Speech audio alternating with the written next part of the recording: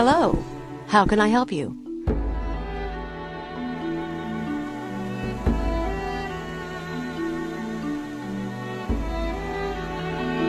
No, you're correct. We've never met.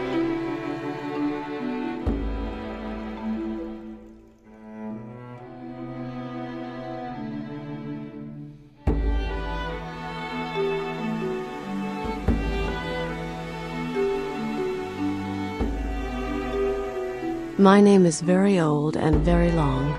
Perhaps it would be best if you simply called me Raven.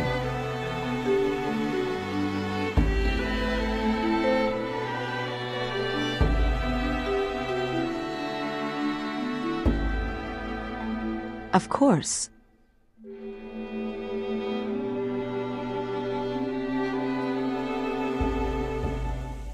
Certainly. How can I help you?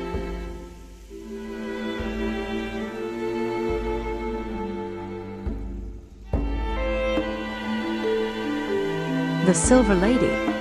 Oh, you mean my mother. That's quite a request, and one not so easily granted.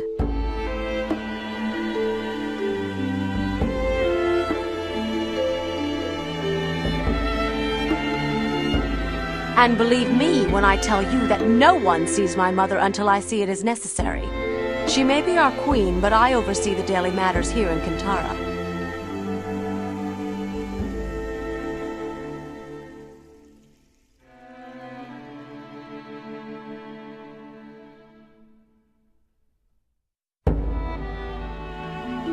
You'll have your chance.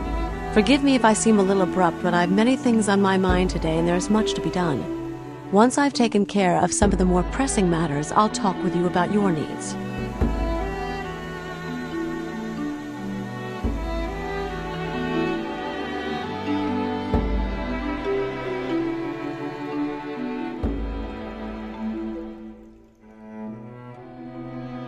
Your offer is greatly appreciated, my friend. We'd appreciate any help you might be willing to give.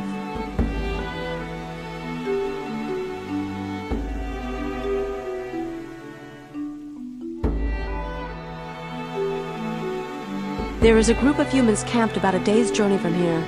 We know not what they want, but where humans go, trouble usually follows.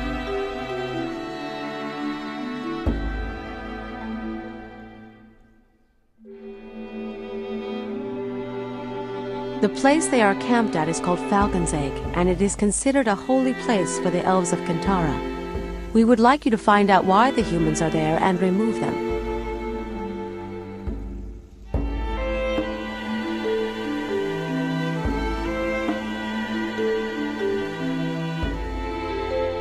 Of course. What would you like to know?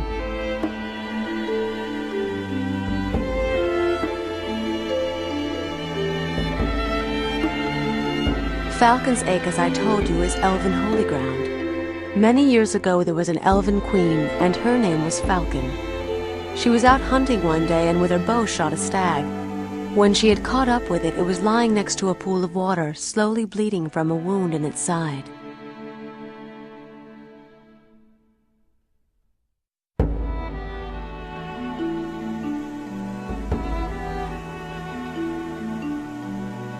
The stag spoke to her, and within it were the spirits of the elves who had become the soul of the stag, and with her arrow she had pierced both it and them. And they were both sad and afraid, as the stag's life was their own, and when it died, so would they.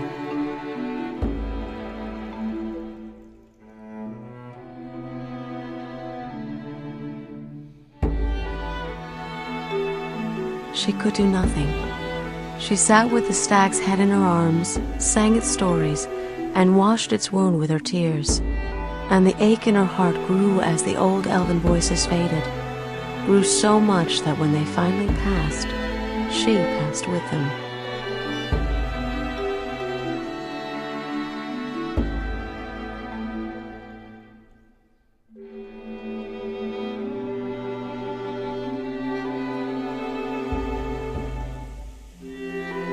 Of course.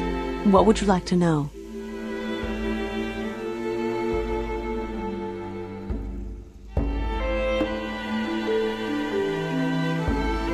It doesn't matter to me how you remove them, but you must understand this. Under no circumstances are you to shed blood on that ground. The spirits there exact their price, and you do not want to pay it. Do you understand? Do not raise your hand against another.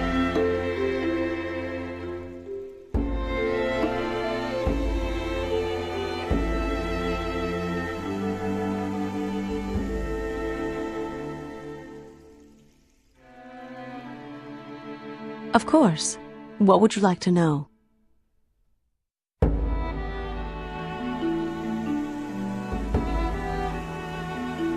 It's not far from here. I'll mark your map with the location.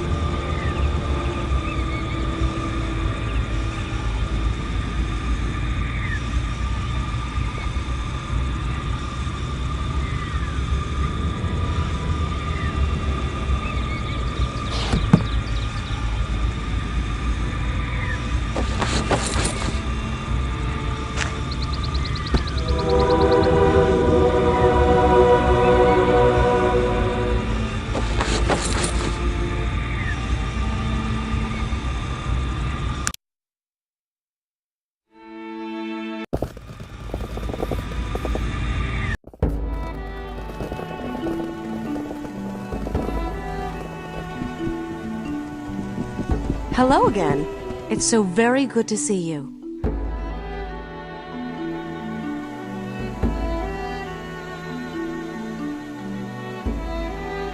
Certainly. How can I help you?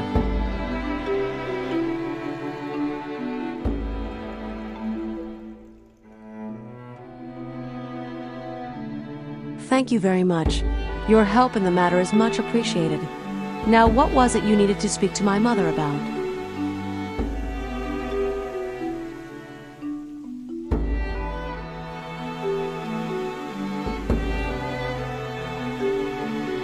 A dark tale full of pain, and it would seem that the blame lies with us, the elves.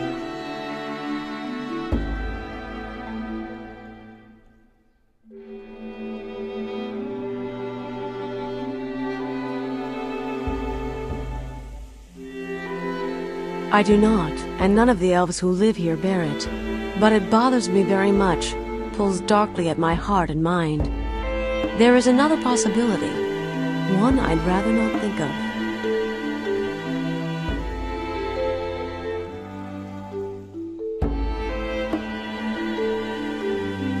No, you need to speak with my mother of these things.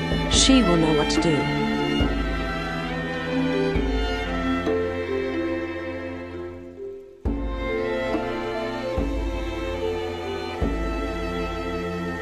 She's just beyond the large door behind me. But be warned, my mother is a magical being of great power. Her spirit swims in the flow, and sometimes she is more of that world than this one. What she sees is not always what we see, so her answers might seem strange to you. Ask what you wish to know, and listen. When you're through speaking with her, come and find me.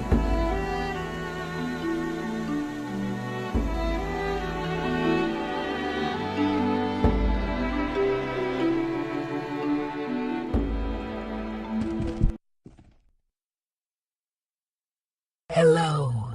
I welcome you, traveler.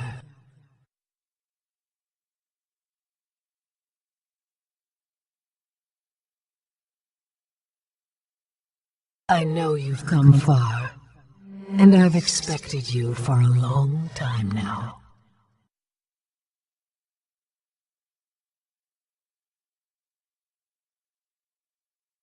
I've seen you approaching from both east and west, traveler.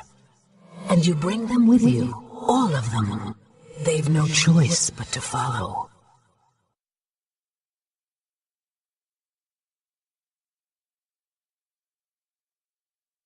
I know. We speak different languages, you and I. The things I see, wrapped in the past and the present, and shrouded in the veils of magic. I cannot translate my visions into your own. You must listen, traveler. Listen and learn to see.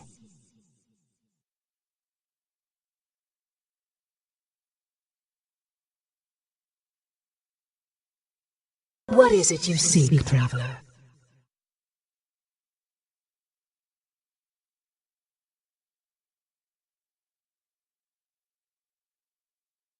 The living one?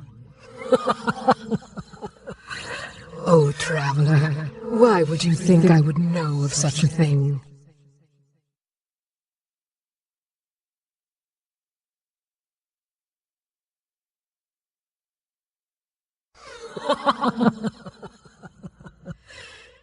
It's an interesting thing about prophecies, traveler. They're no clearer to one such as myself, living both in and out of the stream, than they are to you, walking the shore. The flow swirls around them until they are ready. And in the end, really, is it going to matter who someone pointed a finger at? These people can only see what follows in your wake, traveler. Pass your hand through the flame and it flickers. If you've tired of the mantle, then shed it. Disappear. Otherwise, don't be surprised at what people do.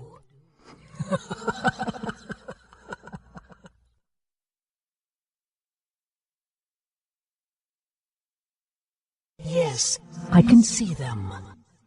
But the ravens are circling, and the storm rages but subsides. And yet there is lightning, and then shadow, and then the storm howls again, tearing. I can't even look at it. Wait. Oh, look. They've taken in a small child with machine dreams, and hands of hinged metal, and a heart in which coal burns brightly. I don't know of what you speak, traveler. Please, listen. Try to hear with my ears.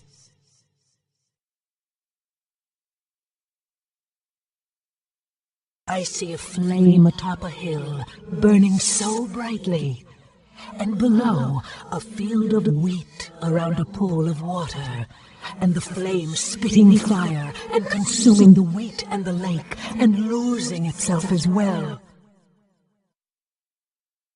It's dark here, so dark, and the flame is here too, but this flame burns black onyx and cold, and shadow is its child. Are they here? A plain of mirrored glass, a sky of white, a lone figure. Wait, which is the reflection? I'm unsure. That is all I see, traveler. The riddle is created by you. Do you have anything else you'd like to ask?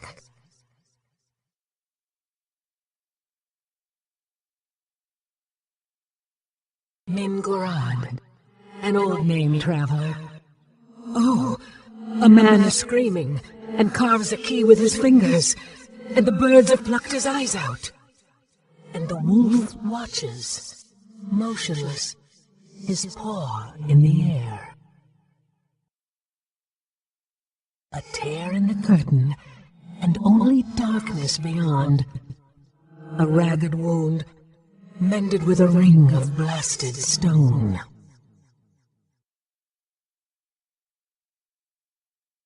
A hand that sees, but is blinded. A man draped in truth, wearing a mask. And they hide, the lost children, they hide. A grey mist, even to me. But there, he runs, dropping veined and painted leaves, and the flock comes, talons outstretched, and wings of fire, and he is consumed. But the leaves...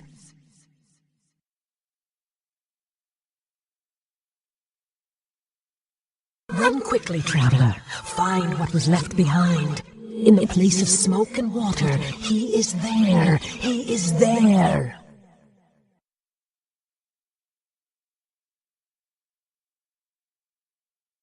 I see no more. The stream is again calm. Was there anything else?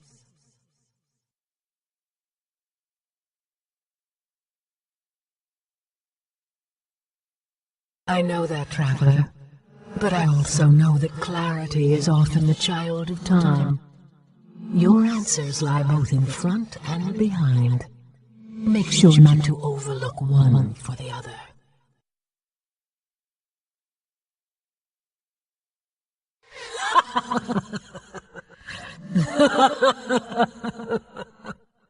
I go now, traveler. We will meet again, though I'm not sure on which side. No matter. Farewell.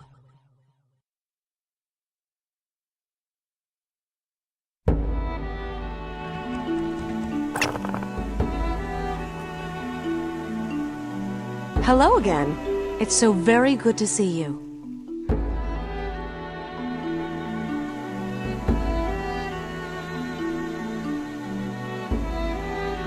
Certainly. How can I help you?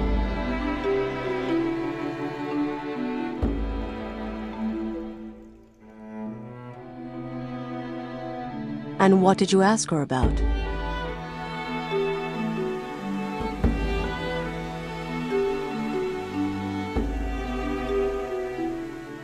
Black Mountain Clan. What did she see?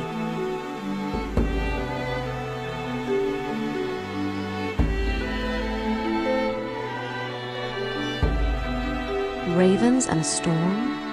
And why did the storm subside and then rage once again? Nothing in my mother's visions is ever what it seems. We'll have to think on this.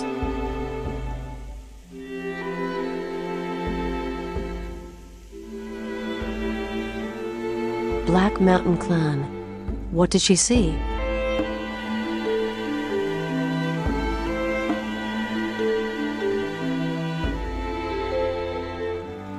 As you told her, this must have been the man you know as Gilbert Bates. She saw him because he plays such a large role in their fate.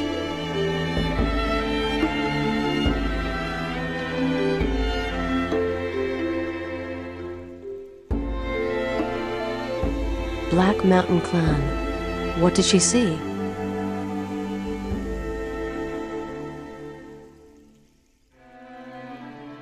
I'm not sure what that represents, but I know that fire in her visions often represents magic. And the water you say quenched it? Or did the flame burn itself out?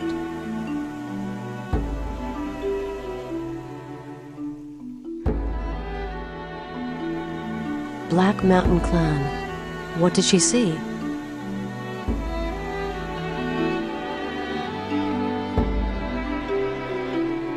There are two separate visions. The flame again represents magic, but twisted somehow, burning darkly. And did you say that the Black Mountain Clan was near this flame? The mirrored plain, a white sky, a lone figure. The worlds on either side of that mirror are the same. Who could say which one is real? Odd.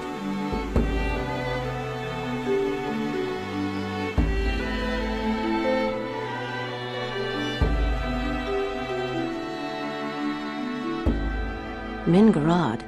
What did she see?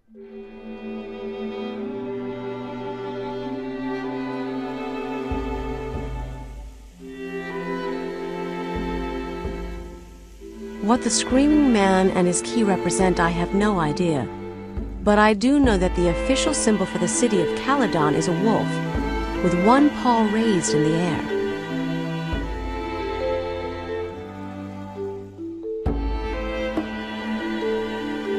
I'm not so sure. Remember, my mother's visions are shackled by neither our eyes nor our time. The events she describes might be in either the future or the past. Let's look at all she said before we go any further.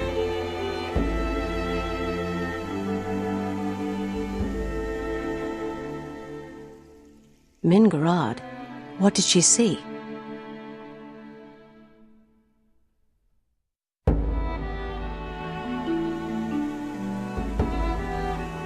There's something about that entire vision which pulls at my memory, especially the ring. I'll think about it further.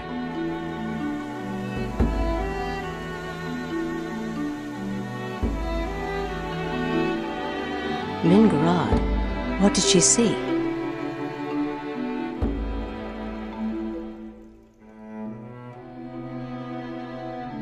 I have no idea.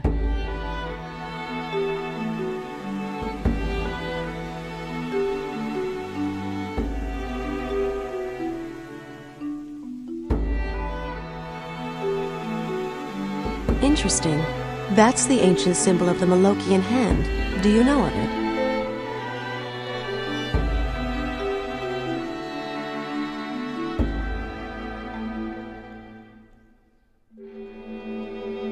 The Malokian Hand were assassins for what used to be known as the Darien Ka, the ancient order of the dead.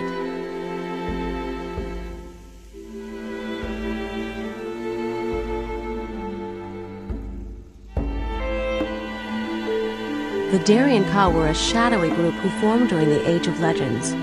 Their membership and their agenda were always very secret. I knew little about them beyond the most cursory knowledge, but there have always been rumors about who they were and what they were doing.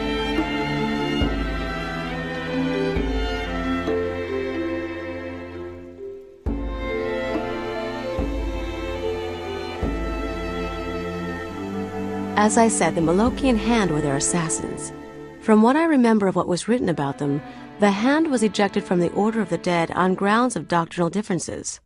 There was a small struggle, and then the Hand disappeared. There are always rumors of its reemergence, but from what I know, that's all they are. Rumors.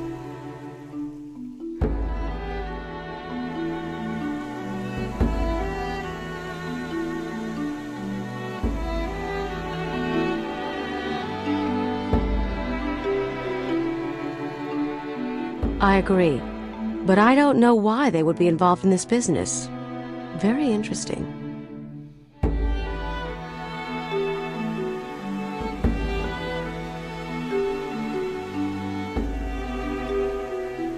I don't really know, although it would seem that perhaps they are being misled. Blindness in my mother's visions is sometimes associated with deception. As far as the man in the mask was draped in truth, I have no idea.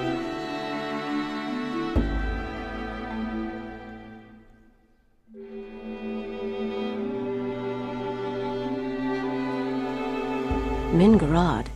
What did she see?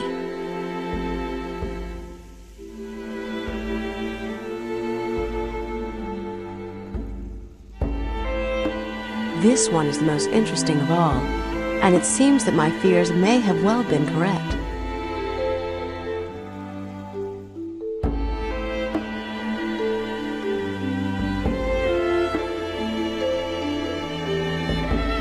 Do you remember when I told you that the name of Masquerade bothered me in some way? Well, I believe that may have been so because Masquerade is a dark name.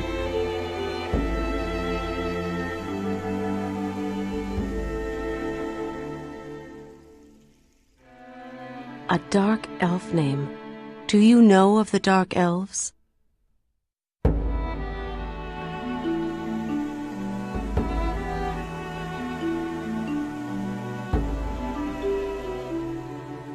It's a long story, but sometime during the Age of Legends, many years even before my mother was born, there were a group of elves who separated themselves. There were philosophical differences, and they were no longer welcome in our forests. Those elves became what we know as the Dark Elves.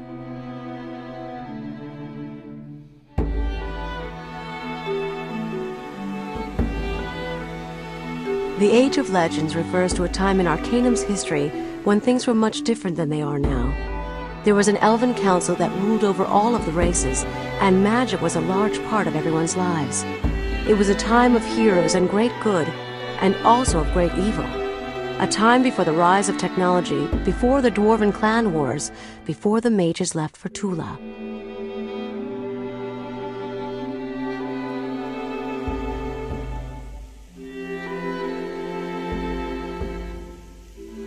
They believe that this world and all of its races are subject to elven rule. They believe that elves are superior because of our close connection to nature, our power in the ways of magic, and the longevity of our physical form. They see the other races as bumbling children who need our guidance, regardless of its severity.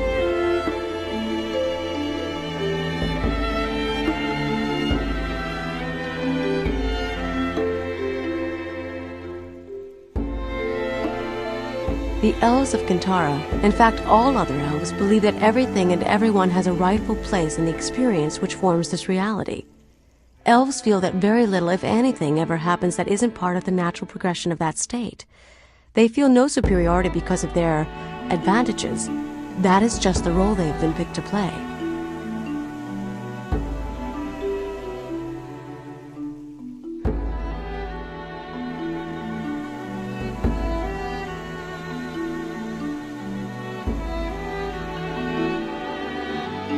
Unfortunately not.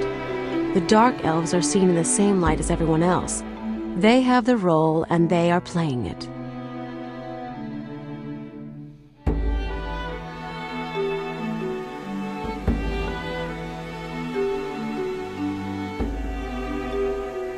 I believe, well, let us say that I don't always see eye to eye with those in Kintara concerning the rightful place of the Dark Elves.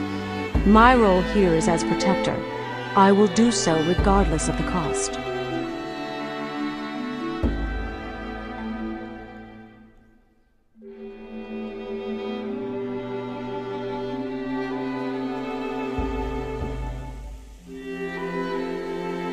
My mother's vision of the lost children was referring, I believe, to the Dark Elves.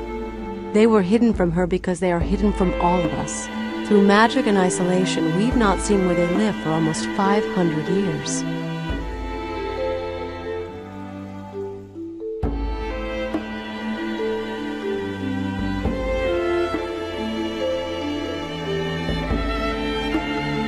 There was a man many years ago who had come to the Glimmering Forest to study the elves, and I remember that he was very interested in the Dark Elves especially.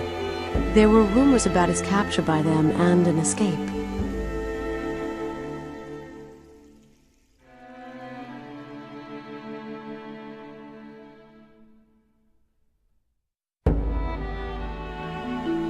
As I said, he was a researcher, a strange little man, a bit overdressed, but kind-hearted and very intelligent. I was young then, a mere 160 years old. He was the first human I'd ever seen.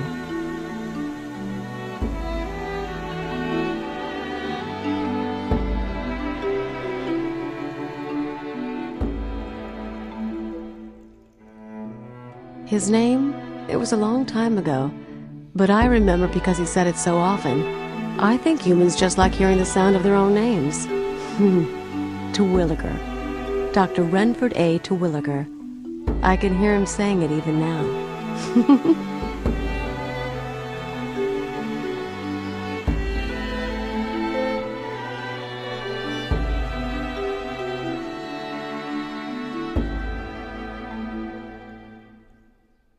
I don't know. It almost seemed in the vision that the flock who consumed him were more interested in the leaves. And my mother even said to find what was left behind, these leaves might very well be what we're looking for.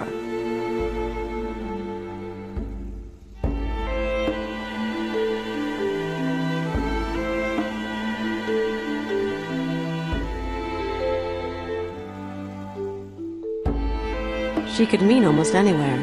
But if I were to make a guess, I'd say she was talking about the human city of Tarant. It lies in the Gulf of Morbihan, and its, what do you call them? Factories are always belching smoke into the skies. That and I know that Terwilliger was from there.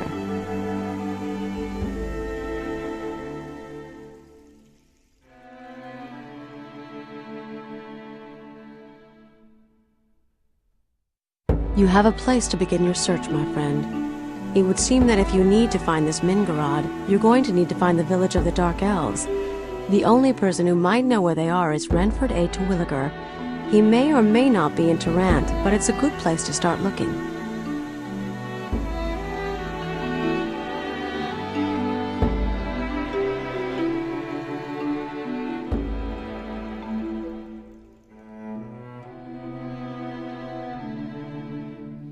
You impress me, my friend. Few are those like you who would take this burden upon themselves. You've earned my respect.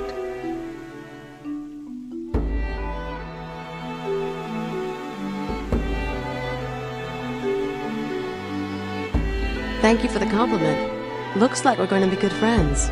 Return to me when you found the Dark Elves and tell me what you uncover. We'll have much to discuss when you return.